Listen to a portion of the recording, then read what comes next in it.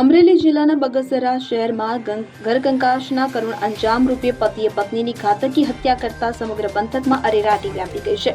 Marketing yard પાછળ આવેલા રહેણાંક વિસ્તારમાં નજીવી બાબતે થયેલા ઝઘડામાં આવેશમાં આવી ગયેલા પતિએ પત્ની પર ત્રિકમ વડે હુમલો કરતા પત્નીનું ઘટના સ્થળે જ મોત થયું હતું। પોલીસે આરોપી પતિની સ્થળ પરથી ઝટકાયત કરી કાયદેસરની કાર્યવાહી હાથ ધરી છે।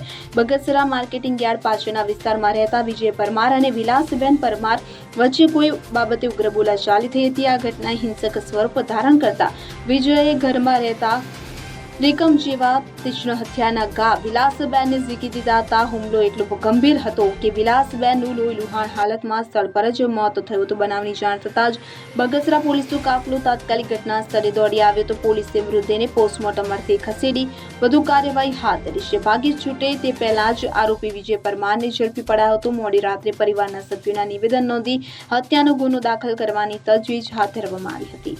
મેહુલ ત્રિવેદી, અમરેલી। હવે જુઓ દેશ દુનિયાની તમામ ખબરો તમારી આંગળીના ટેરવે।